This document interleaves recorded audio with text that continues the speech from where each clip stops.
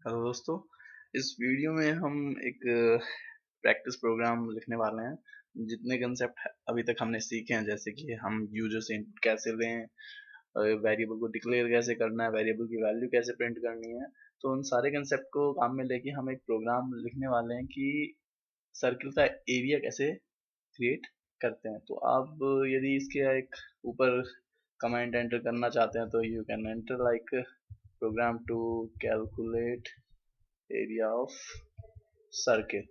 So okay, तो इसमें मैंने ऑलरेडी ये प्रोग्राम स्ट्रक्चर लिया है। हमने stdio.h फाइल ऑलरेडी इंक्लूड कर रखी है। ये मेन फंक्शन हमने ऑलरेडी लिख रखा है। अब जो सर्किल का एरिया होता है वो होता है पाई आर स्क्वायर। तो हमें एरिया स्टोर करने के लिए एक वेरिएबल चाहिए और रेडियस स्टोर करने के लिए एक वेरिएबल चाहिए। सो हम यदि एरिया कैलकुलेट करेंगे तो वो रियल नंबर भी हो सकता है और रेडियस भी हमारी रियल नंबर हो सकती है। तो हम जाएंगे फ्लोट वेरिएबल के लिए। तो हमने लिया फ्लोट एरिया और रेडियस को लिए हमने वेरिएबल ले लिया आर। अब एक तो तरीका है कि हमने रेडियस अपने आप ही दे दी कि रेडियस है 5, लेट्स से 5 सेंटीमीटर। और उसके बाद हमने एरिया कैलकुलेट किया। कैसे किया? हमने किया, या तो पाई की वैल्यू हम डायरेक्ट 3.14 लिख सकते हैं, या आप 22/7 भी काम में ले सकते हैं। सो पाई आर स्क्वायर, सो आर को हमें दो बार मल्टीप्लाई करना पड़ेगा। अब ये एरिया कैलकुलेट हो गया, फिर हम इसे प्रिंट कर देंगे।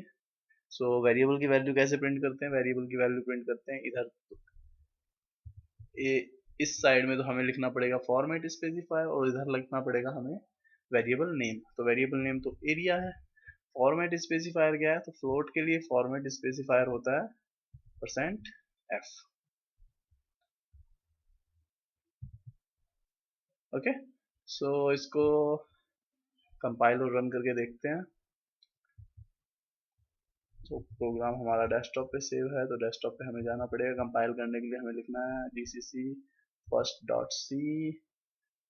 तो यहाँ पर ये एरर इसलिए है, हमने सेमीकोलन यहाँ पर मिस कर दिया। हम इसको दोबारा से कंपाइल किया और ये हमने रन किया। तो ये हमारा जो एरिया है वो कैलकुलेट हो गया।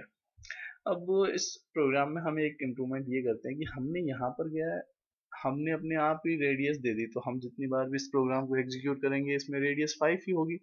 या दोबारा हमें यदि चेंज करना है, फिर उसे दोबारा कंपाइल करो, फिर दोबारा एग्जीक्यूट करो। तो हमने क्या किया कि इस वैल्यू को यूजर से लिया। तो पहले तो हम एक मैसेज प्रिंट करा देंगे कि एंटर रेडियस। सो यूजर को पता चल जाएगा कि रेडियस जो है एंटर करनी है। और यूजर से इनपुट लेने के लिए हमने कौन सा फंक्शन काम में लेते हैं? स्कैनफ। तो स्कैनफ में हम कैसे यूजर से इनपुट ले सकते हैं? तो स्कैनफ में भी दो पार्ट होते हैं। एक पार्ट यहाँ पर हमें लिखना पड़ेगा फॉर्मेट स्पेसिफायर जो कि %f है फ्लोट के लिए, और इधर हम लिखना पड़ता है हमें एड्रेस उस वेरिएबल का। अब एड्रेस कैसे पता करें? तो एड्रेस ऑपरेटर और आर। तो जब भी ये स्कैनफ एग्जीक्यूट होगा वहीं पर एग्जीक्यूशन स्टॉप हो जाएगा, और जब यूजर कोई वैल्यू देगा वो आर में जाके स्टोर हो जाएगी। अब वही आर की वैल्यू यहाँ पर काम में आएगी, और यहाँ पर हमने प्रिंट कर दिया एरिया। अब इस आउटपुट को थोड़ा सा अच्छा करते हैं। हमने एक यहाँ पर लिख दिया एरिया ऑफ सर्किल, थोड़ा सा अच्छा दिखे। और हमने लास्ट में लिख दी न्यू लाइन। अब इसको हम दोबारा से कंपाइल करते हैं, दोबारा रन किया।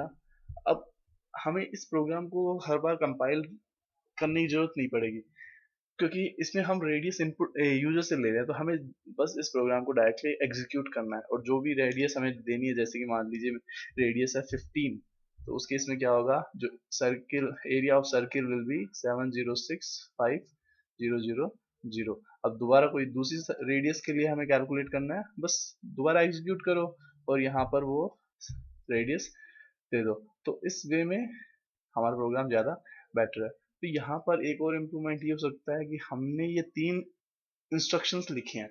ये तीनों के तीनों इंस्ट्रक्शन आप एक में भी मर्ज कर सकते हैं। लाइक हम चाहते हैं ये पहले प्रिंट हो, तो यहाँ पर हमने ये यहाँ पर ला दिया, तो इसका मतलब ये है पहले तो ये मैसेज प्रिंट होगा, उसके बाद यहाँ पर वेरिएबल की वैल्यू आएगी। अब वेरिएबल की वैल्यू आने के बाद हमें न्यू लाइन चाहिए, तो हमने यहाँ पर दे दिया न्यू लाइन और इसको दिया हटा, तो प्रोग्राम भी छोटा हो गया। So this is program to calculate area of circle. Thank you very much for watching.